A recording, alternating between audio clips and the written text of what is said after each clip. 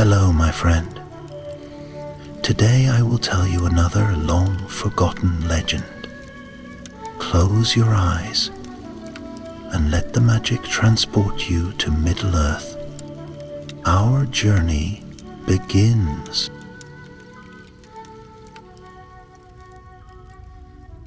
In the deep halls of Erebor, beneath the lonely mountain, the sound of hammers had long since quieted.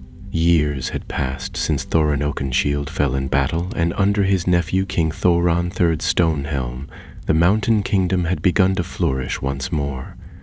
The forges glowed anew, and the laughter of dwarves echoed through the stone halls, mingling with the clink of gold and the hum of old songs. Yet, beneath the stone and fire, secrets still slumbered in forgotten vaults. It began with a crack, just a hairline fracture in the bedrock below the Hall of Ancients. Stone wrights mending a collapsed corridor found it, a sealed passage hidden behind a rune-inscribed wall. No one alive remembered building it. The runes were older than Erebor itself.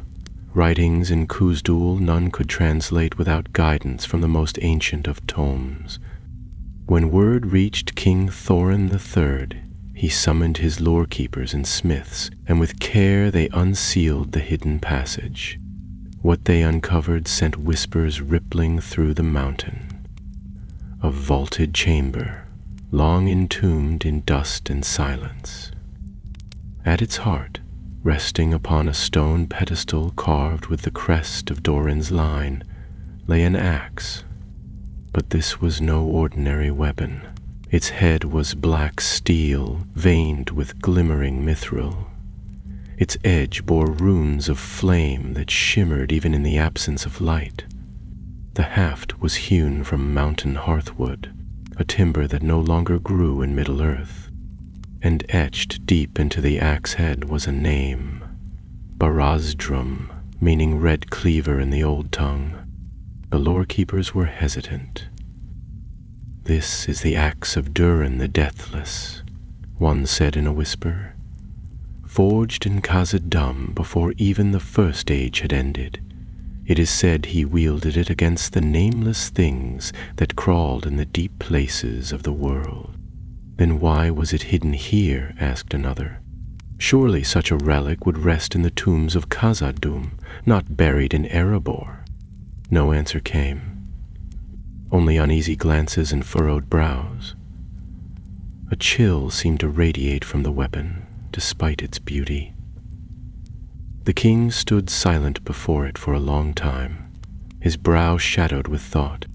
At last he spoke. "This axe must not remain here. It belongs to the deep halls where it was born. Let it be returned to Khazad-dûm, to the archives in the endless stair if they still stand. There it can rest in silence once more." But Khazad-dûm Moria, as men now called it, was no safe haven. Though the Balrog had perished in the time of the Fellowship, the dark halls remained perilous. Goblins still nested in the upper mines, and creatures far fouler crept in the deep. Yet dwarves had begun to scout its edges again, cautiously, hoping one day to reclaim their ancestral home. A trusted hand was needed, one with courage, but also humility. Not one who would covet the axe's ancient power. And so, the king chose Durin, a young warrior of Durin's line, and nephew to Balin, the dwarf who once tried and failed to resettle Moria. Durin was broad of shoulder and keen of eye, though he wore no crown and claimed no honor beyond the quiet pride of his name. He accepted the task without fanfare. "If it is Durin's will that Barazdrim return to the deep," he said, "then I shall bear it there." With him went 4 companions. Tovir, a grim axe-master of the Iron Hills, silent but loyal. Bruni, a clever scout whose eyes missed little in shadow or sun. Gimra, a smith maiden of Erebor who insisted on joining, for she had studied the old runes and believed the axe held secrets yet untold. And lastly, Halric, a wandering man of the north, silent, hooded, and not much trusted, but skilled with bow and blade. He claimed to know safe roads through the wild, and King Thorin allowed him to join.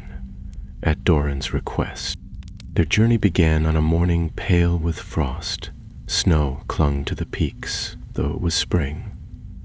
As the company set forth, the gate guard of Erebor sang an old hymn for Durin's line, and many dwarfs gathered to watch them go, unsure if they would return.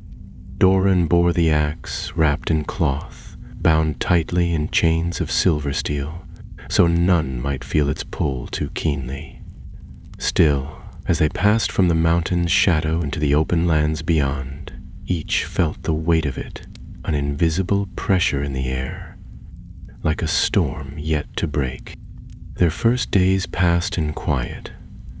They rode west along the running river, keeping to the edges of dale before turning toward the greenwood skirts.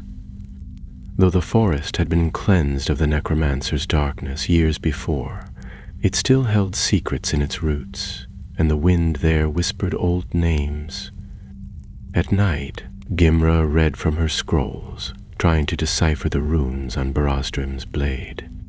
"It speaks of fire and silence," she murmured once, "and a voice that dwells in the stone." Halric watched her with narrowed eyes, but said nothing. On the fourth night they made camp near a stream, and Bruni, who had scouted ahead, returned with news. "Smoke on the horizon," he said. "Black smoke rising from the west. No village lies that way." "Could be goblins," Tovir grunted, "or worse."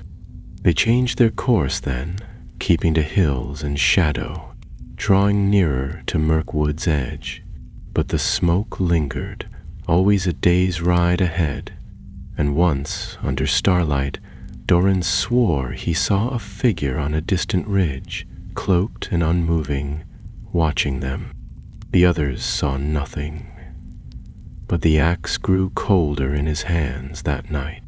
As they passed into the East Bight, where the trees gave way to open land, they came upon ruins. An old watchtower, toppled and broken. There they found signs of battle, burned arrows, torn armor, no bodies. Gimra knelt beside a shattered helm, her brow furrowed. "These are dwarf make," she said quietly. "Fresh forged. Someone else has gone ahead." But who would march to Khazad-dûm in secret? That night they took turns on watch. Durin lay with the axe beside him, his eyes on the stars. He thought of the legends, of Durin the Deathless, whose shadow stretched long across the ages, of Moria and the dark fire that once ruled its depths, and of the axe he now bore, humming softly in the dark as if remembering blood. What lay ahead he did not yet know, but he felt the pull of it, the call of the deep, and of something older than stone, something that stirred beneath the earth. They left the broken tower behind at dawn, the pale light casting long shadows across the scorched stones. The company moved without speaking, the discovery of dwarf-forged gear weighing heavily upon their thoughts. Someone had gone ahead, perhaps not long before, and the question of who and why pressed on Durin's mind like the axe on his back. Their path took them westward into wilder land, skirting the forest's edge. Once this land had trembled under the sway of Dol Guldur, but now the trees stood calmer and the beasts less wary. Still, the silence in the air was not peace.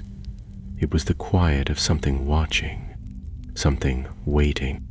For 2 days they saw no sign of pursuit or danger. Halric led the way, his senses sharp, guiding them through old game trails and forgotten roads. Bruni kept to the rear, eyes ever on the horizon. Tovir rarely spoke unless to warn of broken terrain or signs of old goblin tracks. Gimra busied herself with the axe when they rested, sketching the runes onto parchment and comparing them to fragments of ancient texts she carried with her. Durin watched them all, but most of all he kept his thoughts upon the axe and the mission he had accepted. Eresdrim felt heavier with each passing league, not in the hand, but in the spirit. Durin had carried blades before, battle-worn axes from Erebor's armories, but none had ever felt so alive. At times he fancied it hummed faintly, like a mountain trembling before a fall of stone, and when he held it in the twilight he saw faint flickers of flame race across the blade's edge, vanishing when looked at too closely. On the third evening, as the sun fell behind the misty mountains in the far west, they reached the old dwarven road that once led to Khazad-dûm. The paving stones were broken and grass-grown, but it still wound toward the high mountain passes.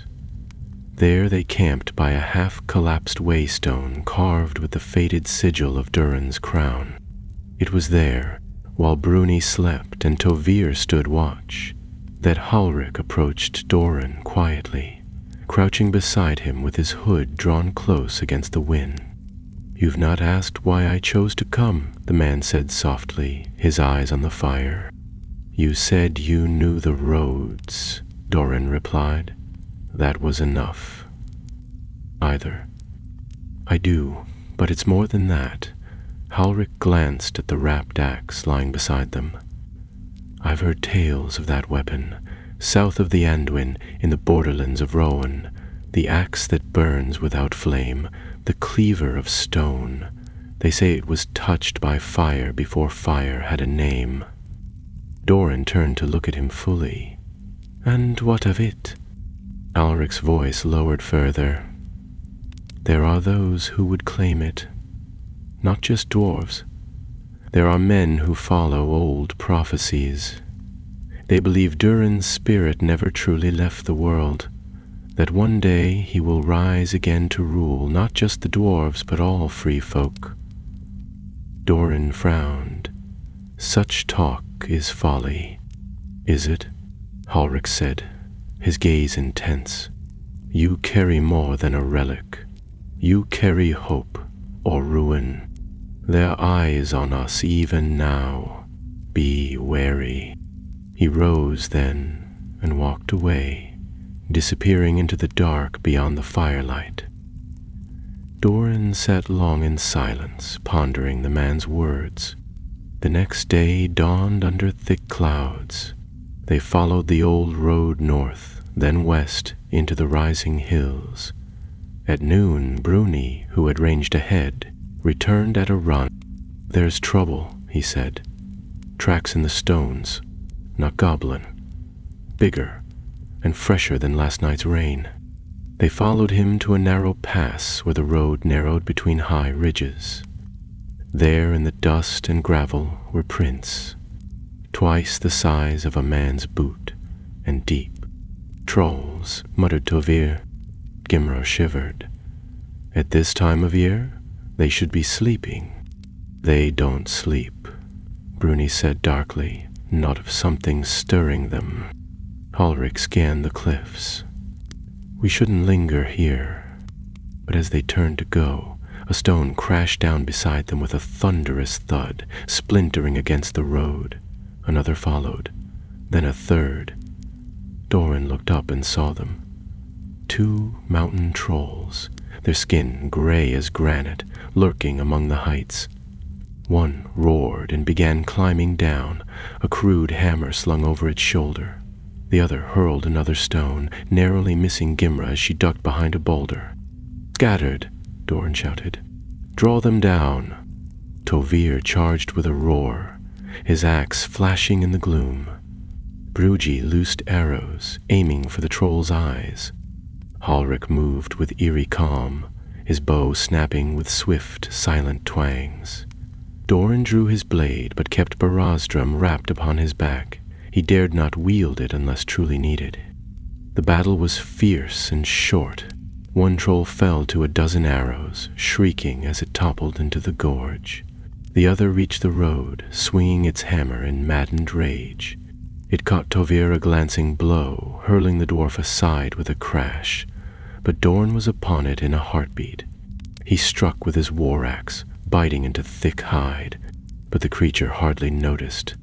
It raised its hammer again, and then Gimra appeared at its side, thrusting a blade deep into its leg. The troll roared and stumbled. Durin took the moment, seizing Barazdrim from his back. The moment his hand touched the haft, the axe shuddered in his grip.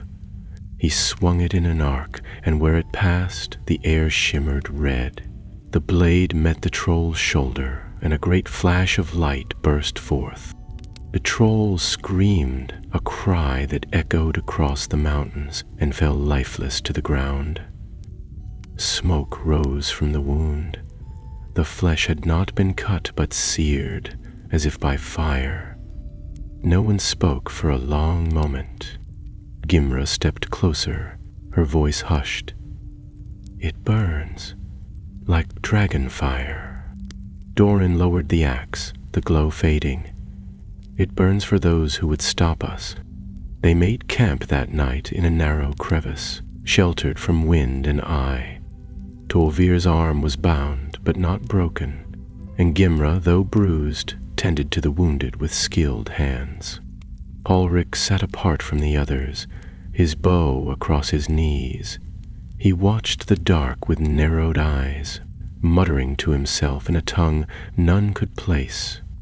Durin cleaned the axe, though no blood stained it. It gleamed in the firelight, the runes flickering like embers. He studied them closely now. They pulsed in rhythm with his heartbeat. That night, he dreamed of deep halls lit with fire, and a voice speaking from within the mountain. It was not words he heard, but a call, low and distant, rising like a drumbeat from the depths. When he woke, he was gripping the axe tightly in both hands, and the fire had burned low.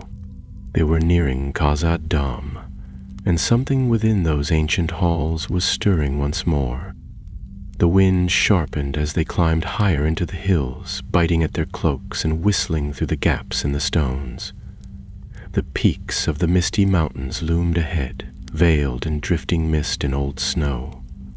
The path had narrowed now into a broken trail, hemmed by cliffs on one side and a sharp drop on the other. Even the birds had grown scarce, and the company rode in silence beneath gray skies, each turning their thoughts inward as the shadow of Moria lengthened before them.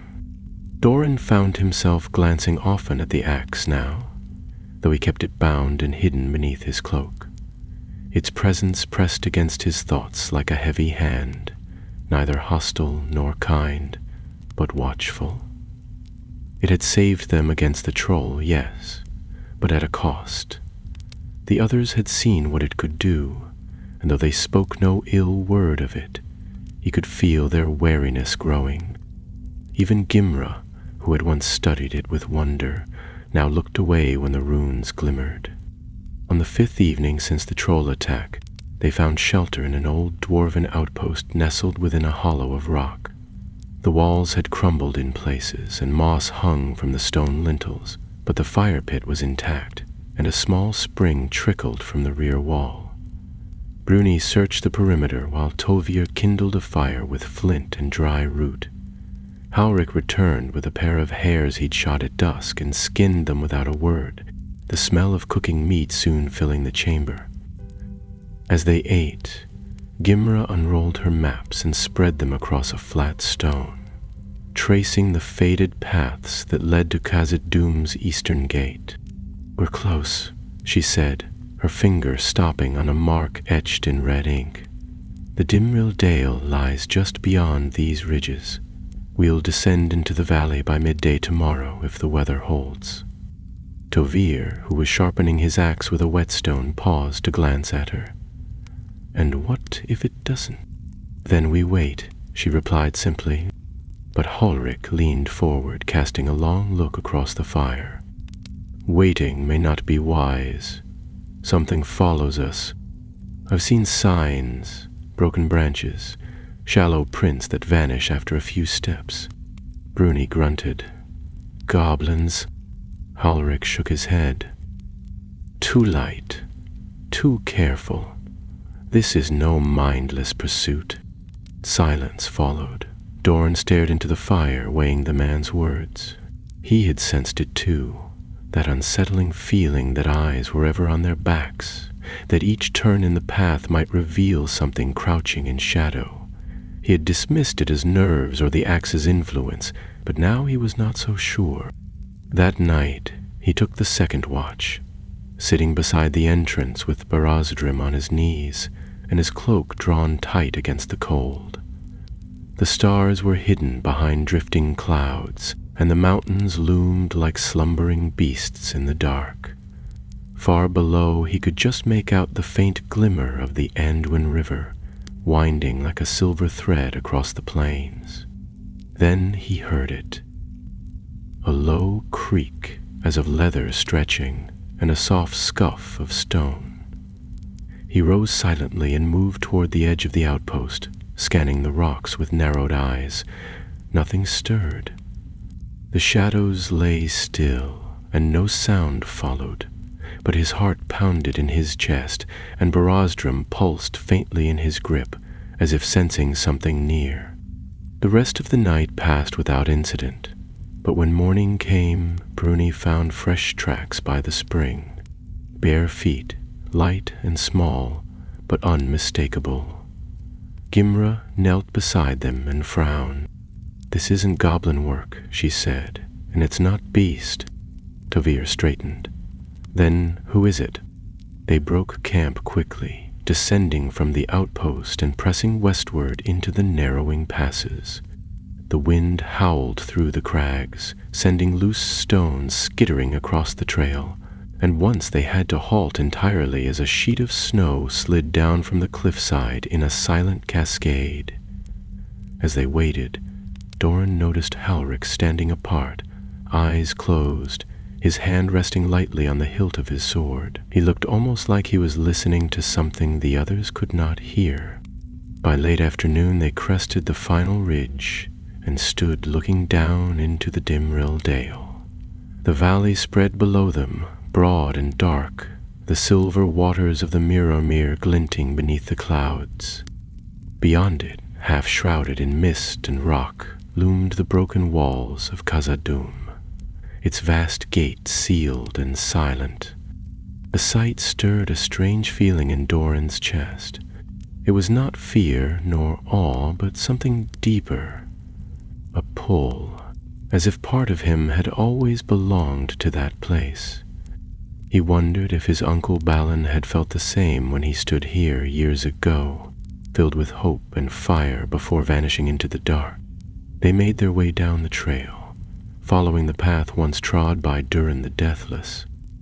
The sun was fading fast behind the peaks, and the valley was already steeped in shadow. As they neared the banks of the Mirrormere, Gimra stopped beside the water and looked into its depths. "They say Durin first looked upon himself here," she whispered, "and saw a crown of stars upon his head." Durin stepped beside her and gazed into the lake. The surface was perfectly still, and in its depths he saw their reflections. 5 figures, cloaked and weary, standing upon the edge of something vast and unknown.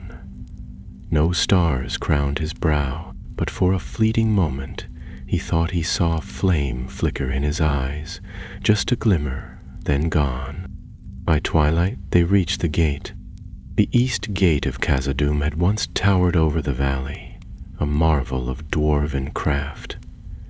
Now it stood cracked and blackened, the doors shattered inward, the stone around them scorched and broken. It was the mark of the Balrog, the fire demon that had once ruled these halls. Though it had perished in the deep, its scars remained. Durin stepped through first, Barazdrim unwrapped in his hands. The air within was cold and stale, thick with dust and memory. torchlight flickered along the walls, casting long shadows across carvings of kings and warriors long dead. "This is it," he said quietly. "The path begins here." They entered together, 5 figures swallowed by darkness, each carrying a fear they dared not voice. The silence inside was vast, a stillness that pressed against their ears like water. Every step echoed like a drumbeat in the deep. Somewhere far below, a sound stirred. It was not stone nor wind, but something older, something waking. Inside the shattered gates of Khazad-dûm, the air was thick with the breath of centuries. Dust coated the stone like ash, and every echo returned to them with unnerving clarity, as though the mountain itself were whispering their footsteps back to them. Durin led the way, Barazdrum held tight in both hands, its faint gleam casting a reddish hue over the ancient carvings that lined the walls. The great entry hall stretched ahead of them like the throat of some long-dead beast, its pillars looming like giants in the dark. They moved slowly, torches raised, the flickering light chasing away pockets of shadow that clung to every niche and corner. The grandeur of Khazad-dûm still lingered, despite the ruin. Columns carved with the likenesses of dwarven kings reached toward the vaulted ceiling, their faces stern and eternal. Cracked mosaics lined the floor, depicting battles and feasts of ages past, now broken and incomplete. Dust filled the air like mist, making every breath dry and heavy. No one spoke for a long time. Even Halric, usually sharp-eyed and alert, moved with caution, his bow held low but ready. Tovir kept glancing upward, as though expecting the stone to shift above them, while Bruni marked their passage with chalk symbols, careful not to lose the way.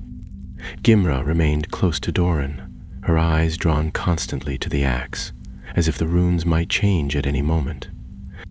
They passed into a smaller corridor, where the walls narrowed and the ceiling lowered into shadow. Here the carvings grew older, less detailed, more worn, as if the stone itself resisted the memory of those who shaped it. Durin paused at one archway and traced his fingers over a faded inscription. The letters were dwarvish, though some had been scorched away by fire. Through shadow to crown, through flame to stone. He stepped through with a quiet breath. Behind him the others followed, their steps careful and hushed. Deeper they went, past collapsed chambers and empty guard rooms.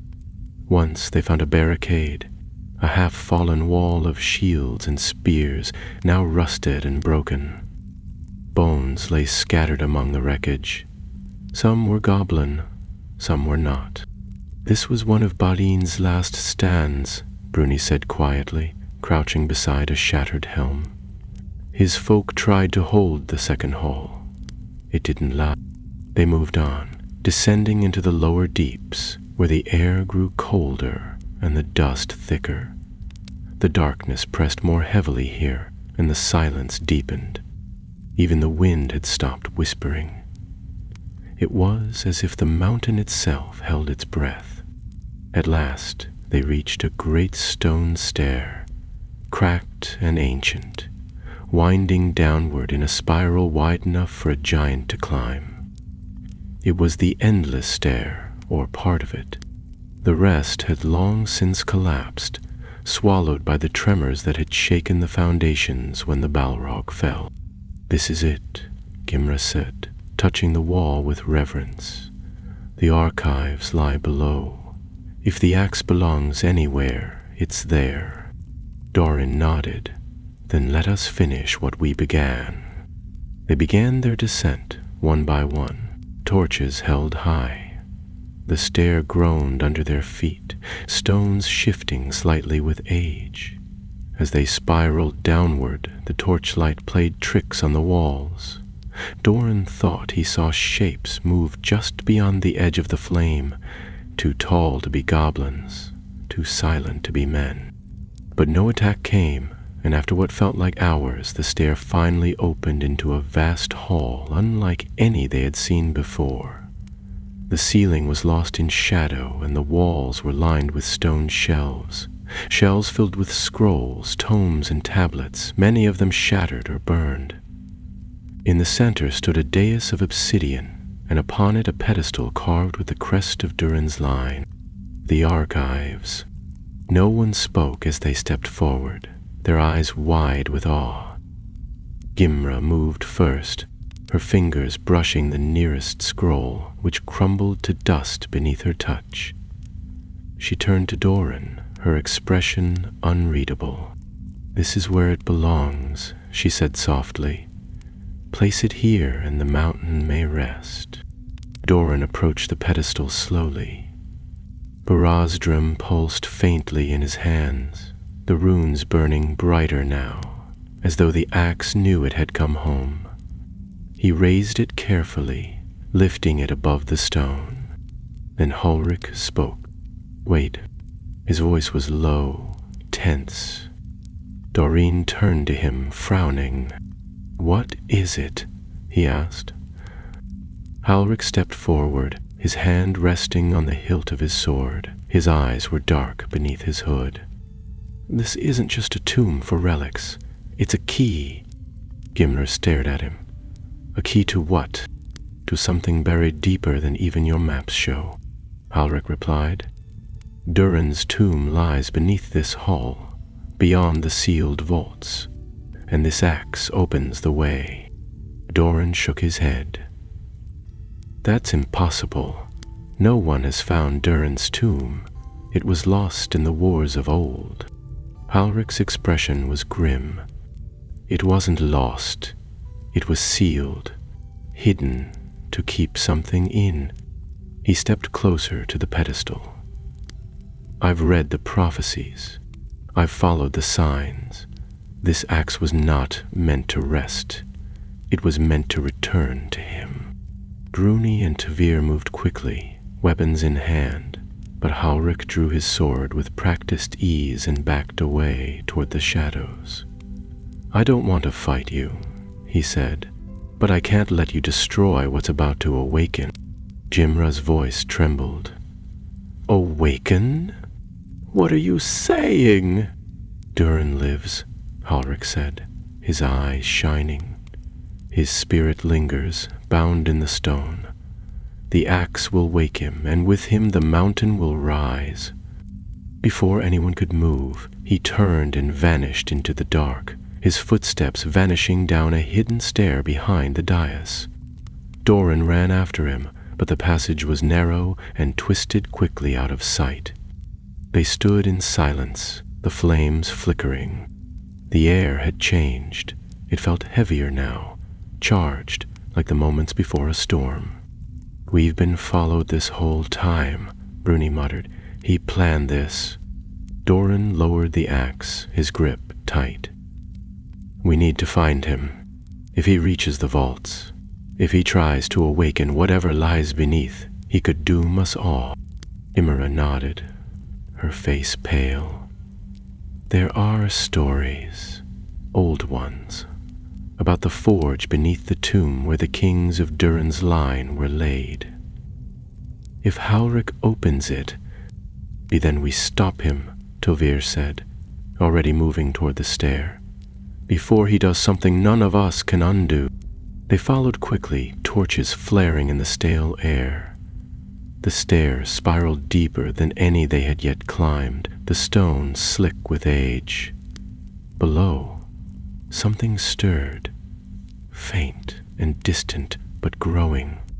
And as they descended into the final depths of Khazad-dûm, Barazdrim burned brighter than ever. The stair wound down in a tightening spiral, narrower than the last and far older. The stone was cold beneath their feet, and the walls pressed close, slick with moisture, and veins of glinting mineral that pulsed faintly when Barazdrim passed near. The air was close and stifling, filled with the scent of earth and ancient ash, and though no wind stirred the darkness, it felt as though something moved ahead, just beyond the reach of their light. They moved quickly, with Durin at the front and Tovir close behind. Bruni brought up the rear, casting frequent glances over his shoulder, as if expecting shadows to rise behind them. Gimra clutched her torch tightly, her knuckles white around the haft, and though she said nothing, her lips moved silently as she read the names inscribed on the stair's edge. Names of kings long passed into dust. Durin Ein, Dane Ironfoot, Thorin Oakenshield. It was a lineage etched in stone, descending deeper with each step. The stair finally spilled into a long passage that sloped downward into darkness. The walls were carved with massive figures, dwarves in battle, their eyes like hollow coals. The carvings here were different from those above, rougher, wilder, as though they'd been shaped by hands in haste or desperation. "Where does this lead?" Bruni whispered, though his voice echoed louder than he intended. Gimra's answer came after a moment's hesitation. "There are tales of a vault beneath the mountain, sealed by the eldest smiths, hidden even from their heirs. It was said to hold the first forge, where Durin the Deathless shaped the weapons of the first fathers. No one believed it still stood." Durin didn't respond. He had felt it for some time now, the pull of the axe sharpening with every step. It wasn't just drawing them down, it was pointing, urging, almost as if it longed to return to the forge where it had been born. They turned a corner and came upon a great door, half collapsed but still imposing. It had no handle, no hinges. Only a relief carved into its face, a mountain split by flame, with a single rune at its center, the rune of Durin. The stone had been scorched long ago, and soot still clung to the frame like the black wings of a bird. Durin stepped forward and pressed his palm to the rune. For a moment, nothing happened. Then Barazdrum stirred in his hand, and the rune glowed red. The ground beneath them rumbled softly, and with a groan like a wounded beast, the door began to shift. Dust poured from the seams as the stone slid aside, revealing a narrow corridor choked in darkness. They entered cautiously. The path opened into a cavern, vast and echoing, its ceiling lost in shadow. Great forges lined the walls, their bellows long stilled, and between them stood statues of dwarves, larger than life, cloaked in shadow, each bearing an axe upon his shoulder. At the center of the chamber rose a single dais, shaped like a broken crown, and atop it stood a tomb. The stone sarcophagus was plain, without ornament or inscription. It bore only one symbol carved deep into its face, the crown of stars. Durin felt his breath catch as he approached it. This, then, was the heart of Khazad Dum, the tomb of Durin the Deathless. But he was not alone. Ulrich stood before the tomb, arms raised, Barazdrim's twin, a blade wreathed in black flame resting across the stone. Where he had found such a weapon, Durin could not guess, but it hummed with the same energy, wild and hungry. "You followed," Halric said, not turning. "I hoped you would." Durin stepped forward, axe at the ready. "Stop this. You don't know what you're doing." "Oh, but I do," Halric replied, his voice low and trembling with reverence. "You thought this was a burden, a relic to be hidden, but this axe was never meant for silence. It's a key, yes, but also a call, and now the mountain answers." A deep vibration rippled through the floor, faint but rising. The forge lights, dead for centuries, flickered one by one, glowing with red and gold flame.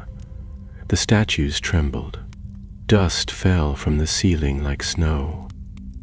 I have seen the signs, Halric continued, turning at last to face them. His eyes burned with a strange fire. Durin does not sleep.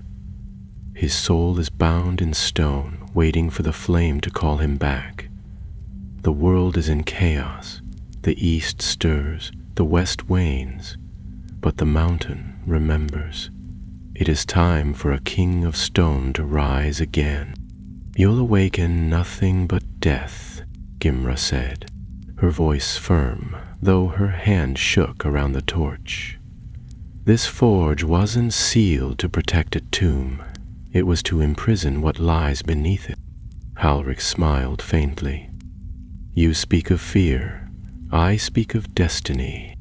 Then he slammed the black axe down upon the tomb, and the stones split with a sound like thunder. A wind rushed from the crack, hot and dry and old. The flame in their torches bent away from the dais, flickering wildly. Durin stepped forward instinctively, Barazdrim burning in his grip.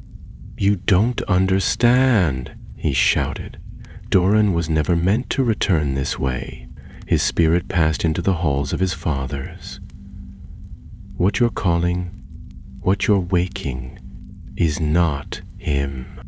Halric laughed then, a harsh sound. We'll see. The tomb cracked open fully, stone splintering like ice, and from within rose a glow, not bright but deep, like magma churning beneath the surface. The air turned heavy. Every breath became a struggle. Durin raised Barazdrim and felt it tremble with rage, as if the axe itself rejected what was being done. From the broken tomb, something moved. It was not a body. Not truly. It was shaped like a dwarf, tall and broad, but wrought of blackened iron and flame, its eyes glowing coals, its beard a twisted braid of molten silver. It stepped from the tomb in silence, its gaze turning to Halric.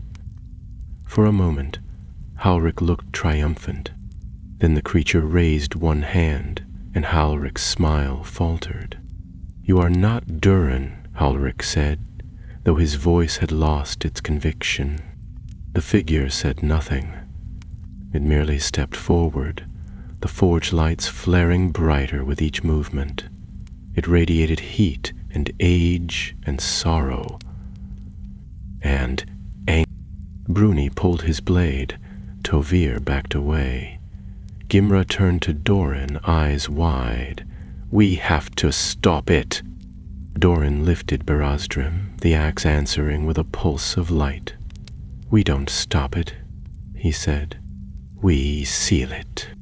He turned to the dais and raised the axe high. The runes on the haft blazed like stars, and the flame upon the blackened figure dimmed, recoiling from the light. For a heartbeat, the chamber stood still, balanced on the edge of fire and ruin. Then Durin brought the axe down upon the cracked stone, and the mountain roared. The sound that burst from the dais when Barazdrim struck was like the bellows of the world itself. It surged through the floor, shattering ancient tiles and sending cracks racing up the walls. Dust erupted from the ceilings of the forge hall as the statues of the dwarven kings groaned, some toppling forward, their stone limbs shearing away as they crashed to the ground. The tomb split wide open, and the thing that had emerged from its heart staggered back, its molten limbs flaring and dimming as though caught in a windless storm. Durin felt the shock of the blow all the way through his chest. The axe burned in his grip, but it no longer pulsed with silent fire. It screamed, a deep, humming wail that reverberated through the cavern and shook loose the memories of the mountain. It was as though the axe itself remembered the forges where it had been born and the great hand that had first wielded it. Now, at the end of its journey, it fought not for power or glory, but to put to rest what had been disturbed.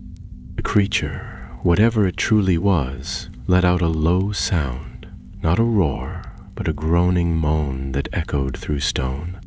Its shape wavered, caught between flame and flesh, and for a fleeting moment Durin glimpsed something beneath the fire.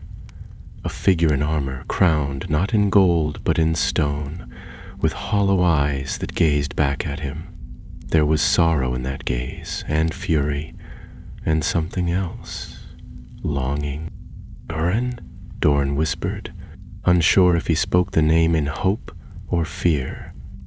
The thing took another step forward, its body trailing sparks. Halric was on the floor now, one hand raised as if in supplication, his mouth moving in silence. The black axe he had carried was gone, consumed by fire or drawn back into whatever power he had unleashed. He looked up at the creature he had summoned, and for the first time since the journey began, he seemed unsure. "This isn't what I saw," he muttered. "This wasn't how it was meant to be." The creature raised its hand, and the forges flared once more. A rush of heat filled the chamber, forcing the others back. Brynny shielded his eyes and pulled Gimra behind a fallen column. Tovir stood fast beside Durin, though sweat poured down his brow and his beard smoked at the edges. "We can't fight that," Tovir said, not in fear but with grim certainty. "No," Durin answered, his voice rough. "We can bind it." Gimra's voice rang out from behind the column, strained but sharp. "There's a seal in the lore. It spoke of a binding rite. The axe must strike the forge stone 3 times, not the tomb, the heart of the mountain." Durin turned toward the forge altar at the far end of the hall, half buried in rubble. It was a massive anvil, cracked with age, but still intact, a slab of dark metal carved with ancient runes. He could barely see it through the heat shimmer, but he knew she was right. The forge was older than the tomb. It had shaped the axe. It could seal its legacy. He sprinted across the chamber, dodging falling masonry and the slow advance of the burning figure. Each step felt like running through fire. Barazdrim's weight grew heavier in his hands, as if the axe itself resisted what must be done, fearing the end of its purpose. Behind him, Halric cried out, not in pain, but despair. He stumbled toward the creature, arms outstretched. "I followed the signs. I read the visions. I called you here." The burning form turned its gaze on him. There was no rage in the motion, no cruelty, only the cold acknowledgement of a mistake made. The fire surged, engulfing Halric in a wave of flame that consumed him before he could scream. When the light dimmed, nothing remained but scorched stone. Durin reached the forge stone and raised Barazdrim high. The creature took a step toward him, the ground trembling beneath its molten feet. For a moment he saw it hesitate. The fire guttered, the shape flickered again, and within the light he glimpsed a face he knew from statues and stories. A noble brow, a beard braided with mithril rings, and eyes that held a terrible wariness. Durin the Deathless, or something that once had been. Durin brought the axe down with all his strength. The first strike rang like thunder, a clear, echoing chime that raced through the chamber and into the stone beyond. The forge lit from within, runes flaring along its edges as if recalling their long-forgotten purpose. The creature flinched, taking a step back. The second blow followed swiftly, and this time the entire cavern shook. Pillars cracked, and flames surged upward from the forges, not as wildfire, but as ordered light, golden and clean. The statues that still stood turned subtly toward the forge, as though bowing to the rite being enacted. The creature raised both hands now, trying to shield its form, but the fire around it was no longer steady. It roiled and sputtered, pulling away from its limbs. Cracks spread across its iron shell, and from within spilled not blood, but starlight. Durin lifted Barazdrim once more, his muscles screaming from the effort. The axe burned brighter than ever before, its runes a blaze of white flame. He thought of his uncle Balin, of the dwarves who had fallen trying to reclaim this place, of Durin's legacy twisted by time and ambition. He thought of the mountain, silent for too long. With a cry that was part fury and part sorrow, he brought the axe down for the third time. A blow split the forge stone in two. Light burst from the crack, a beam that soared upward through the chamber, piercing the roof of the forge hall and beyond, as though striking at the very heavens. The creature let out a sound, neither roar nor scream, but a sigh, long and low and full of regret. Its form unraveled, the fire fleeing its limbs, the stone of its body falling away in shards. And then it was gone. The light dimmed. The forges fell still. The runes faded. The silence that followed was not hollow. It was full. Bruni emerged from the rubble, blinking against the lingering glow. Tovir lowered his weapon, staring at the remains of the tomb. Gimra stood near Durin, watching the forge with wide eyes. What was that? Bruni asked at last. A memory, Durin said, bound too long and called by fools. He looked down at Barazdrim. The axe was quiet now. Its fire had gone, its runes dark. It felt lighter in his hand. Not empty, but at peace. We need to seal this place, Gimra said softly, and then leave it. No one argued. They spent the next hours gathering what they could, binding the fallen door with what magic and stonework remained. They laid Halric's sword upon a stone and left it there, unclaimed. The vault would remain hidden, its key spent. As they climbed the stairs back toward the upper halls, Durin turned once to look behind. The forge had grown dark again. The statues watched in silence. The mountain, for now, had returned to sleep, and Barazdrim, its fire spent, rested quietly in his hand. They ascended in silence, the echoes of the forge hall fading with each step behind them.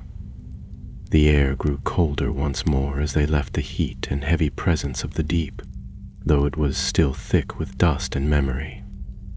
Every footfall rang too loud, every breath stirred ghosts, and though the fire was gone and the strange spirit unmade, Durin could not shake the weight that clung to his thoughts. Barazdrim, now dim and silent in his grip, felt like a stone, not dead, but dreaming. They emerged at last into the great halls of Khazad-dûm, where the darkness was familiar again, ordinary, as if the mountain itself had drawn a veil over what had happened below. No flames danced in the forges now. The runes on the walls remained dark, and the broken gates of the east remained open to the cold wind that crept in from the valley. There was no sign of movement, no goblins, no lurking eyes, no whisper of malice, only the ruins of stone and the distant sigh of air through old arches.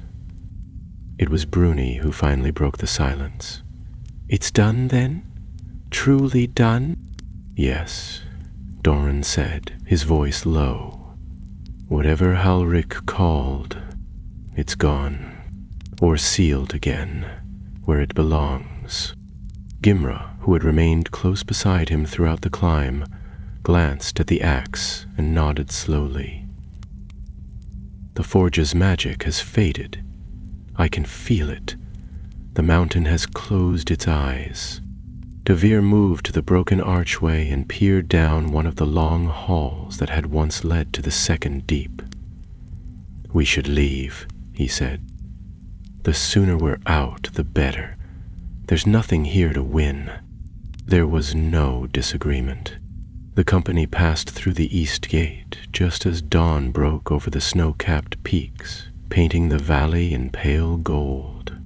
The waters of the Mirror reflected the sky smooth as glass, and not a ripple stirred its surface.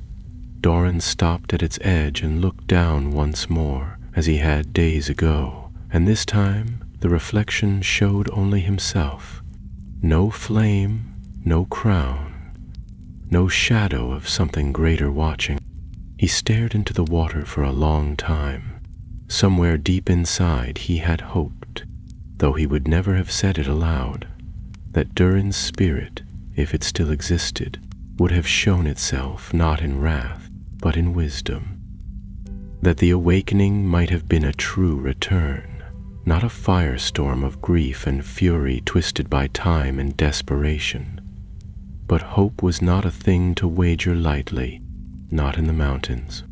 When they camped that night beneath the stars, it was in the shadow of a stone outcrop that offered both shelter and silence. None of them spoke much. The fire was small, the food plain, but there was no sense of danger now, only exhaustion. Tolkien repaired the edge of his axe, Bruni dozed with his back to a rock, and Gimra sat by the flames, scribbling notes into her parchment with swift, steady hands. Durin unwrapped Barasdrim once more and laid it across his knees. It looked as it always had. Black steel veined with mithril, its haft of mountain heartwood unmarred by the journey. But the runes no longer glowed. They sat upon the blade like old scars, quiet and unreadable. Gimra looked up from her notes. "Will you return it to Erebor?" Durin considered the question, running a thumb along the edge of the blade. "It doesn't belong there," he said at last. "Not anymore." "Then what will you do with it?"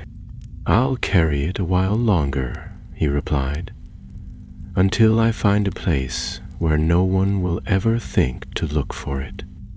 A place even memory forgets." She nodded without protest. She had seen what the axe could do. She, more than any of them, understood that power like that was not meant to be displayed, not even in the hands of kings. Later that night, when the stars wheeled high above and the fire had burned to embers, Durin sat awake, watching the dark hills and listening to the wind stir through the grass. Gimra lay nearby, curled in her cloak, her quill stilled at last. Tolkien and Bruni slept beneath their blankets, unmoving. Only he remained. He held the axe close, not as a weapon, but as a reminder of what had been woken, of what had been sealed, and of what might still lie beneath the bones of the world. Durin's name would be sung again, no doubt, by smiths in their forges, by warriors in battle halls, and by children learning the line of kings, but not the Durin Halric had hoped for. That echo was too old, too bound to stone and sorrow. The flame had been snuffed out, but the mountain endured. The next day, they began the journey east, back toward the running river. The land was quiet, the skies clear, and for the first time since they had set out, the company rode without watching the horizon. There were no signs of pursuit now, no footprints in the mud, no eyes in the hills. It was as if the mountain's breath had finally settled, and the land had exhaled. When they passed the ruins of the old outpost where they had camped before, Durin stopped a moment and looked down into the cold valley beyond. Far to the north lay Erebor, its peak hidden in cloud, the halls of Thorin III silent behind their gates. He wondered if the king had known the full danger of what he had sent them to carry. Perhaps not. Or perhaps he had hoped Durin would do exactly what he had done. They camped again that night at the edge of the greenwood, where the shadows of the trees met the light of the plains. The forest loomed like a wall, its eaves thick and watchful. Bruni kept his back to the trunks, muttering that he'd never trusted trees taller than towers. Tolkien agreed, though only with a grunt.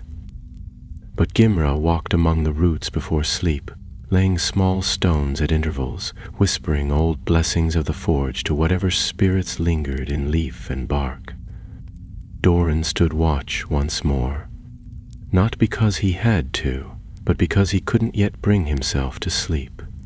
The weight of the axe, though no longer magical, still pressed upon him, not as a burden, but as a memory, a reminder of what happens when relics are chased instead of remembered, when history is awakened, not learned. He did not speak as the stars moved across the sky. He did not pray, nor whisper to the trees, nor dream. He only watched and waited and remembered. The next morning came gray and quiet. The sunlight filtered through drifting clouds that cast long streaks of gold across the greenwood's edge. The company rose with few words, the weight of the past days still heavy upon them. The forest loomed before them, its trees ancient and tangled, but the path that led eastward was well marked and still used by wandering elves and dwarves alike. They would follow the old trail toward the running river, and from there circle back to Erebor, though none of them spoke eagerly of returning home. The axe remained wrapped in cloth, bound tight and tied with silver cord. Durin carried it over his shoulder, and no one asked to see it again. Its silence, in truth, had become more unsettling than its fire. The company traveled in a tight line beneath the greenwood's boughs, where the air was cool and damp, and shafts of morning light pierced the canopy in slender beams. Birds sang now and then, high in the branches, and a soft breeze stirred the leaves. But even so, the forest seemed to watch them. For hours they walked beneath its arcing limbs, and though they met no resistance, each step stirred a sense of unease. The greenwood had changed since the fall of Dol Guldur, yes, but its heart remained old and deep and full of secrets. The trees whispered not in malice but in memory, and it was memory that had become the company's closest companion. Gimra walked near the front with Durin, her eyes ever flitting to the edges of the trail where moss-covered stones half buried in the roots. She did not speak often now, but her presence was steady, and Durin found himself grateful for it. Tovir and Bruni brought up the rear, their axes strapped and ready, though the forest offered no hint of danger. Even so, Bruni muttered frequently beneath his breath, displeased by how the path shifted ever so subtly, as if the trees rearranged themselves in their passing. Late in the afternoon they reached a clearing where an old stone well stood, half choked with ivy. The stones around it bore the faded carvings of elvish runes, blessings of travel and renewal. The sight of it seemed to ease something in the air, and they decided to rest for a short while. Tovir drew water from the well with a hollow gourd and passed it round. It was cold and sweet, untouched by time, and the company drank deeply. It was there, seated upon a mossy log and chewing a strip of dried venison, that Bruni spoke up. "What will you tell the king?" he asked, glancing toward Durin without raising his head. Durin thought for a moment before answering. "The truth. That Halric awakened something that should not have been touched. That the axe did its duty and the mountain sleeps again." Bruni gave a slow nod. "And the axe? You still mean to hide it?" "Yes," Durin said. "Not because I fear it, but because others will always seek it for the wrong reasons." Tovir grunted his approval. "There's wisdom in that." Gimra said nothing, but her eyes met Durin's for a moment, and in them he saw agreement and relief. They continued their journey at dusk, weaving through the denser undergrowth where the trail narrowed. Shadows lengthened, and the forest grew darker. The birds fell silent, and the wind died, replaced by a stillness that pressed close around them. Durin slowed his steps, hand drifting toward the wrapped axe. It was not danger he sensed exactly, but something old and watching. A sudden sound broke the silence, a low call like a horn blown far in the distance. The company halted, turning their heads to listen. It came again, clearer now, from ahead and slightly to the south. A third call followed, this one closer and unmistakably dwarvish in tone. "It's a horn of the Iron Heels," Tovir said, narrowing his eyes. "I'd know it anywhere." "What are they doing here?" Gimra asked. "Scouting party, perhaps?" Bruni suggested. "Or a patrol keeping watch on the forest's edge?" Durin didn't answer. He looked down the trail where the call had come and then stepped forward. "Let's find out." They moved swiftly, feet light on the leaf-covered ground. The forest did not hinder them, and soon they came upon the source of the call. A small camp nestled in a glade, where a ring of stones enclosed a neat fire, and 5 dwarves stood, armed and watchful. Their beards bore the braids of the Iron Hills, and their armor was etched with the mark of Dane's banner. The one who stepped forward was broad-shouldered and red-bearded, his axe resting across his back. His eyes, sharp and gray, took in the newcomers with practiced calm before he gave a stiff nod. "Well met," he said. "We thought we heard someone on the trail. You've the look of Erebor about you." "We are returning from Khazad-dûm," Durin replied, "with tidings for King Thorin." The red-bearded dwarf raised a brow. "The deep halls? Few go that way." "We had a task to see to," Durin said. "It's finished now." The dwarf considered him, then gestured toward the fire. "You're welcome to rest if you wish.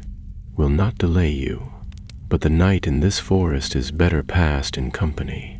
Durin nodded and stepped into the light, the others following. They shared no details of their journey, and the Iron Hills company did not press for them.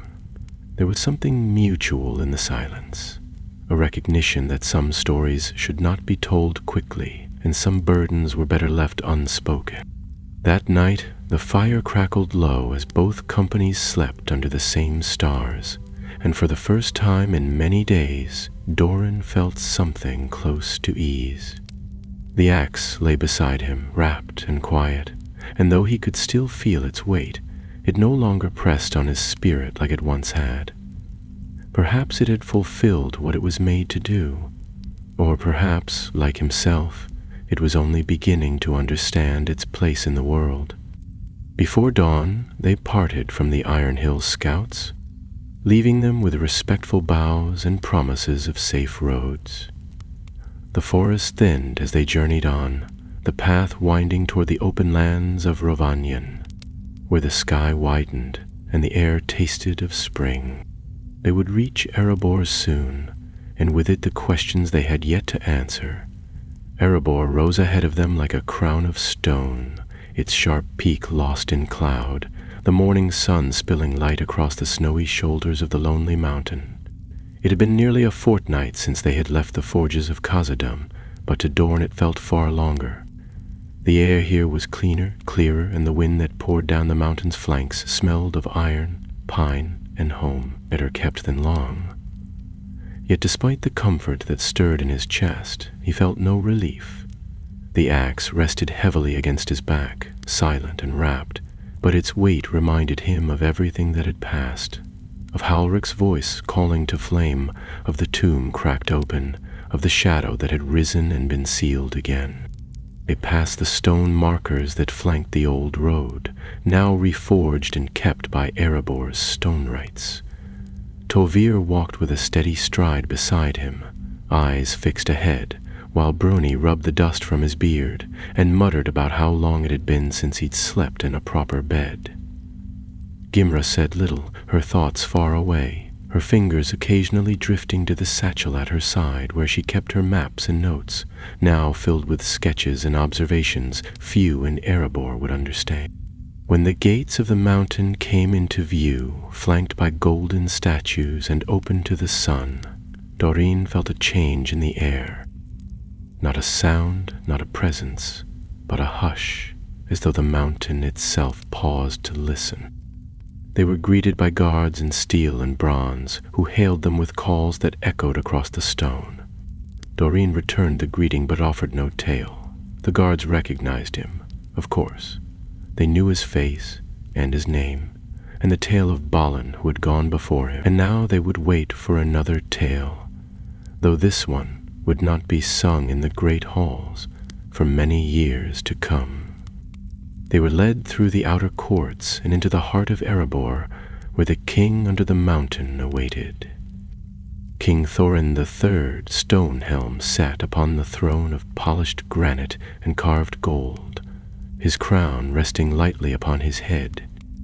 His face, framed by a thick beard and weathered by years of rule, bore the calm patience of a ruler who understood the weight of silence better than most. He did not rise when Durin approached, but his gaze met his nephew's steadily, and when Durin knelt, he motioned for him to rise without delay. "You have returned," the king said, his voice deep and level. "With the axe." "I have," Durin answered. He unwrapped Barazdrim carefully and held it before the throne. The blade no longer glowed, and the runes upon it were dull, like embers long cooled. Yet its shape was unchanged, and the strength within it, though quiet, remained. Thorin studied it in silence. "Tell me what happened." And so Durin did. He spoke not with flair or embellishment, but plainly and with care, recounting their journey through Wilderland, the signs they had seen, the betrayal of Howrick, and the awakening beneath the mountain. He told of the fire forge, the spirit in the tomb, and the final sealing of the vault beneath the forged stone. He named no more than was necessary, and when he finished there was no sound in the hall but the quiet breath of the dwarfs who had gathered to listen. When it was done, Thorin leaned forward slightly. "And the axe?" "It is quiet," Durin said. "I believe its work is finished." The king regarded the weapon for a long moment, then nodded slowly. "Not all relics are meant to be passed down. Some are meant to be remembered and then put to rest." He paused, then looked back at Durin. "Will you see to that?" Durin hesitated. "I will." Thorin rose from the throne and stepped down to stand before his nephew. There was something in his eyes, not pride, not exactly, but a kind of respect. "You have done what many would not. You went into the dark, not to claim glory, but to silence it. That takes more than courage." He looked once more at the axe. "Find a place for it where no hand will lift it in war. Let its fire sleep." With the king's blessing, Durin left the hall with Barazdrim still in his hands, Gimra close beside him. Tovir and Bruni had gone to the lower halls to rest, their journey done. But for Durin, one task remained. They descended to the oldest levels of Erebor, beyond the forges and the sleeping vaults, into tunnels carved before the coming of Smaug, where the stone walls bore no gold and the air was still and cold. Here, in a forgotten alcove, Durin laid the axe upon a bed of stone, wrapped once more in cloth and bound with the silver cord of his house. He set no marker, spoke no words, and left it there beneath the mountain. When he returned to the surface, the sun was just beginning to set. He walked the outer walls of Erebor alone, watching the orange light spill across the land. The wind was soft against his face, and the sky was quiet. No voices called, no songs rose, and no flame burned. Gimra found him before the stars came, a cloak draped around her shoulders, her braid freshly tied. "Will you stay?" she asked. "For a time," Durin said. "There's talk in the lower halls," she said, looking out across the valley. "They say Durin's axe has returned, that the mountain will rise again." "Let them talk," he replied. "They won't find it." Gimra nodded. She said nothing more, and for a while they stood together, silent beneath the sky. The tale of Drim would not be sung in full, not yet, perhaps never, but Durin knew that the mountain was quieter now, and that was enough. Some legends were not meant to be worn like crowns or wielded like blades. Some were meant to sleep, deep and undisturbed, guarded not by stone or seal, but by the will of those who knew their danger. And so, beneath the lonely mountain, Durin's axe slept again. Regret deepened over Erebor in the days that followed. The snows upon the mountain's peak began to melt, and clear waters ran down into the forges, filling the lower cisterns with the cold lifeblood of the stone. The forge-masters returned to their craft. The mines rang again with hammer and chisel, and laughter echoed once more in the market hall. To the people of Erebor, it was a season of peace, of trade and songs and new iron pulled from the deeps. But for Durin, the quiet did not bring rest. He remained within the mountain, yet rarely lingered in the feasting halls or joined the gatherings at the hearths. Instead, he passed his days walking the old paths of his ancestors, the vaults, the galleries, the lesser-known stairs that wound between the great chambers and the mines. He spent hours in the library of records, reading the tales of kings past, of lost cities and fallen halls, and always his gaze returned to the stories of Durin the Deathless. He did not seek more power, nor did he hope for answers. He was looking instead for understanding of what had stirred in Moria, of what had burned in the forge, and what might one day stir again. Gimra often joined him, bringing her scrolls and sketches, updating the maps she had drawn of their journey in the hidden places of Khazad-dûm. The two spoke little at first, but a quiet trust had formed between them. When they did talk, it was not of magic or flame, but of memory, of how a name could change with time, how even stone could forget the truth of what it had once held.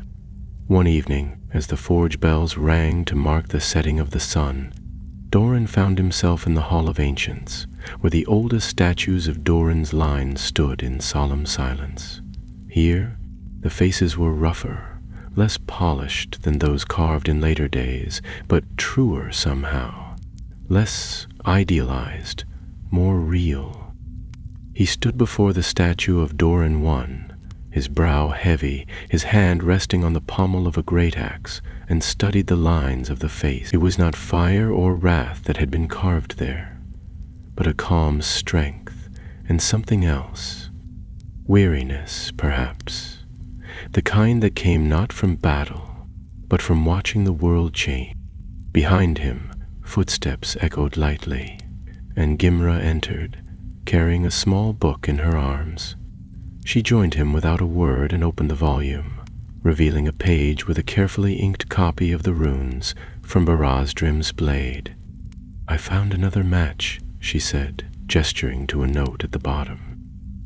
A song, hidden in the archives of Nogrod, passed down by dwarves who fled east after the sacking of their halls.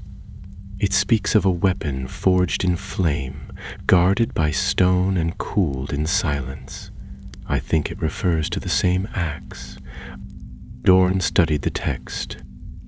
The lines were old, their rhythm strange, but something about them rang familiar. He read them aloud, softly, and the words hung in the air like smoke.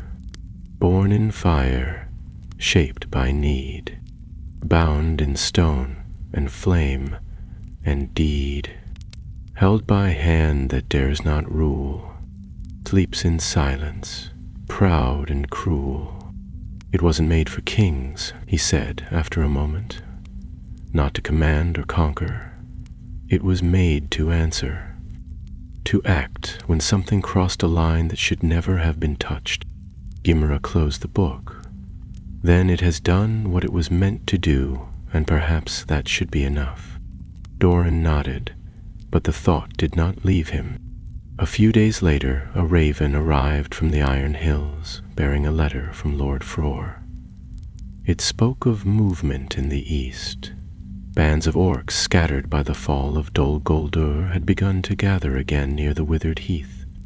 There were rumors of a chieftain among them, one who wore black iron and spoke of old fire, though none had seen him clearly. Fror asked for news of the axe, whether it had been secured, whether it should be brought to the front if war stirred again. Durin read the letter in the king's hall, standing beside Thorin's stone helm, who took in the news with his usual stoic calm. After a long pause, Thorin looked toward his nephew and said simply, "What say you?" "I say we keep it where it lies," Durin replied. "No enemy that rises now is worse than what we have already faced. If we bring it forth again, someone else will try to awaken what's beneath it." Thorin nodded, clearly satisfied. "Then it remains buried, and the mountain shall stand on its own strength." But Durin could not help but wonder how long that strength would hold. The world was shifting. The age of men was rising, and the days of the dwarves, though not yet ended, were changing shape. Erebor had survived dragons and wars and the greed of its own rulers, yet what would come in the days ahead might be quieter and harder. Shadows no longer fell as easily as swords. They came in words, in ambition, in old songs sung with new hunger. He spent one final night in the Hall of Ancients before leaving the mountain again. This time his pack was light. He wore no heavy armor, carried no banners, only a short axe at his side, a map tucked into his cloak, and a quiet resolve. Gimra met him at the gate with 2 fresh ponies and a bag of supplies. Tavir and Bruni had elected to remain behind, choosing the forge and the stone over the road, but she, like him, had more to learn. "Where to now?" she asked, as they passed beneath the archway and into the sunlight. "South," Durin replied. "There's a place beyond the river where the mountains fold in on themselves, and the stars are clearer than anywhere else. I heard my uncle speak of it once. A valley no map names. If the axe is truly at peace, that's where I'll leave its story." Gimbra smiled faintly. "And if it's not, then we'll find the next line of the song," he said. And with that they turned toward the horizon, the lonely mountain growing smaller behind them. The axe remained in its resting place, buried beneath stone and sealed by silence. But stories do not sleep easily. In time, the tale of Durin's axe would rise again, soft at first in whispers, then louder as stories do. But Durin would not be there to hear it. He would be elsewhere, following the trail of fire that left no smoke, guarding not the weapon but the truth that shaped it. The southern lands were unlike those that clung to the skirts of Erebor. The soil there was dark and rich, the valleys wide and green, and the hills rolled like waves beneath the sky. Few roads cut through the region, and even fewer maps marked its streams and hollows. It was land that had once been traveled by the dwarves of old, in ages when the kingdoms beneath the earth had not yet crumbled, when trade routes were carved into stone and guarded by towers that now lay broken and hidden beneath moss and vine. Durin and Gimra traveled for many days without incident, the weather fair and the days long. They passed through empty dales and across shallow rivers, slept beneath the stars and shared little fire. There was a quiet between them that had become familiar, not distant but companionable, the kind that needed no filling. When they spoke, it was to mark the shape of the land, or to point out a trace of something ancient, an old waystone worn with age, a shattered arch half swallowed by ivy, or the glint of a metal clasp buried in the mud. All were signs that others had come this way before, long ago, and that the land still remembered. It was on the 12th day, just as the sun sank behind the hills and the sky turned the color of burnt amber, that they came upon the valley Durin had spoken of. It was smaller than he had imagined, more hidden, cupped between two ridges that folded over each other like arms, the entrance marked by a narrow cut in the stone through which no road passed. They descended on foot, leading their ponies by the reins, the path overgrown and the silence broken only by the soft rustle of wind in the tall grass. The valley itself was quiet and green, with a stream running through its center, and a copse of trees gathered on one side like a whisper. Wild flowers bloomed in thick patches, untouched by hoof or plow, and the air was thick with the smell of clover and pine. Durin paused at the valley's heart, breathing deeply. The axe lay wrapped and bound in his pack, silent as it had been since they had left the mountain. "This is the place," he said at last, and Gimra nodded. They set camp that night beneath the trees, and as the stars emerged, brighter than they had seen them in weeks, Durin laid out his tools. He worked slowly, not with urgency, but with care, carving a stone marker from the side of the ridge. It was small, simple, and bore no name, no symbol, only a line of runes in Kuzdul that read, "Let that which was born in flame rest in stone." He dug the hollow by hand, moving earth and rock until a space deep enough to hold the axe had been cleared. Gimra helped in silence, her sleeves rolled to the elbow, her hands dirt-streaked by the end. When at last the place was ready, Durin drew out the bundle and set it in the hollow. He stared at it for a long moment, unsure if he should speak. Then quietly he said, "We do not bury this out of shame. We bury it because it has done its work, and because it's not ours anymore." He lowered the axe into the hollow, pressed the stone lid into place, and covered it with soil and grass. The earth accepted it without sound. That night, as the fire burned low, Durin sat with his back against a tree, watching the stars. The constellations shifted above, slow and certain. Somewhere beyond those lights were the halls of his ancestors, the place where Balin had gone, and Thorin Oakenshield before him. He wondered if they knew what had been done, if they saw the axe laid to rest, and understood the weight it had carried, and whether, perhaps, they were finally at peace too.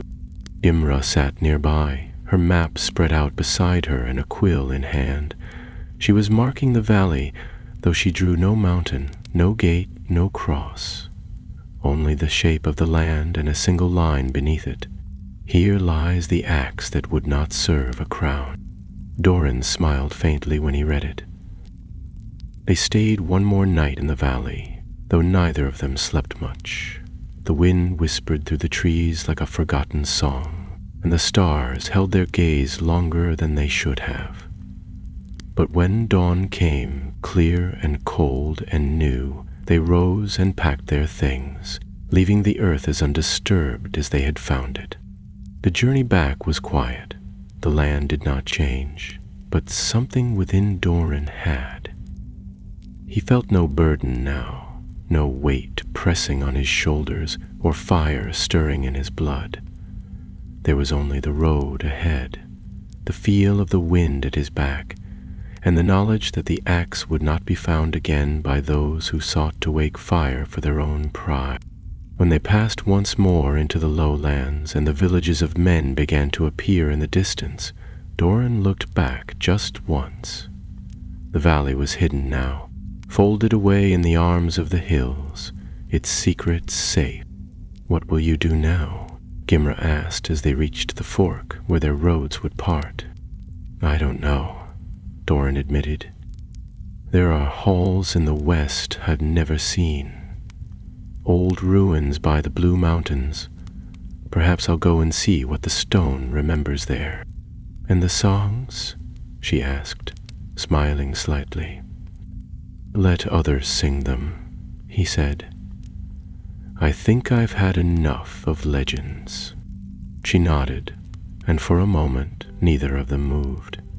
Then she took his hand, gripped it tight, and said, "If the axe ever wakes again, promise you'll be the one to put it back to sleep."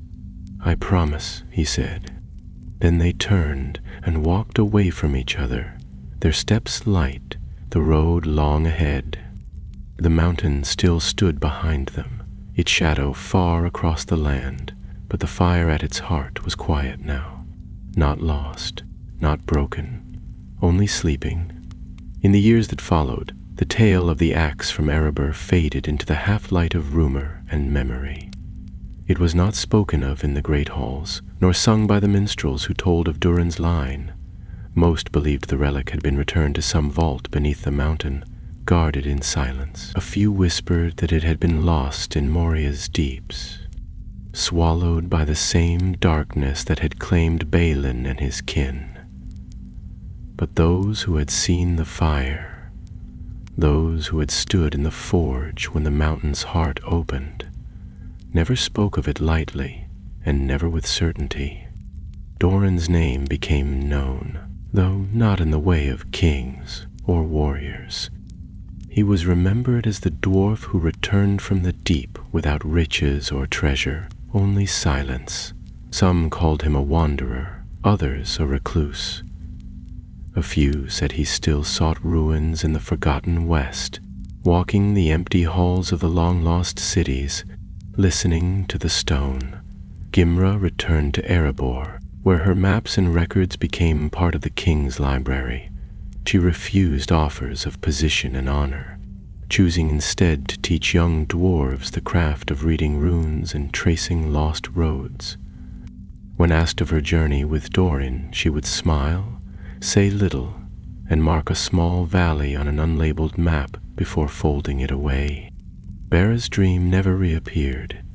The axe, once alight with ancient fire, remained undisturbed beneath the earth. Trees grew above it, roots tangled deep into the stone, and seasons passed over its resting place in silence. No tomb marked it, no song named it, but now and then, travelers passing through that part of the wild spoke of strange dreams, of heat in the ground and a whispering wind that carried a rhythm like the strike of a forge. None ever found the source, and few returned twice. In Erebor, Thorin III ruled with wisdom and restraint. He sent word to the Iron Hills and the Blue Mountains, forging alliances that were not built upon pride, but upon the knowledge that fire, once woken, could not always be commanded. He spoke often with Gimra and listened to her counsel, and though he never saw the axe himself, he carried the weight of its story as a lesson. One winter, many years after Durin had departed, a traveling scholar came to Erebor bearing an ancient scroll recovered from the ruins of a long-dead watchtower. It spoke of a forge beneath the world, lit by a flame that could not die, and of a weapon made not for war, but for warning. The scroll was placed in the archives beside Gimra's maps, and a note was added in the king's hand: "Let such things sleep." Far away in the western hills, a lone dwarf climbed a slope beneath a sky filled with stars. His beard was streaked with gray now, and a walking staff guided his steps. He reached a crumbling stone outpost and sat upon its ledge, gazing down at a quiet valley bathed in moonlight. He said nothing, but his eyes carried a memory that time had not dimmed. Behind him, a pack rested against the wall, and tucked into its folds was a leather-bound journal, filled with sketches, songs, and fragments of old runes. The axe was not there, but its shadow remained in the curve of each page, in the names not written, in the lines never sung aloud. Durin turned the pages slowly, reading not the words, but the silence between them. When he closed the book, he looked once more to the stars and whispered something too soft for the wind to carry. Then he rose, set his feet upon the path once more, and vanished into the night. The tale of Durin the Axe from Erebor was not written in gold or carved in stone. It was etched in deeper places, in fire remembered, in silence kept, and in the choice not to wield what should not be awoken. And though the axe lay buried, and the mountains slept, the world itself remembered, quietly, carefully, as it always does. And somewhere in the heart of stone, far from light or song, a single rune glowed faintly and then faded.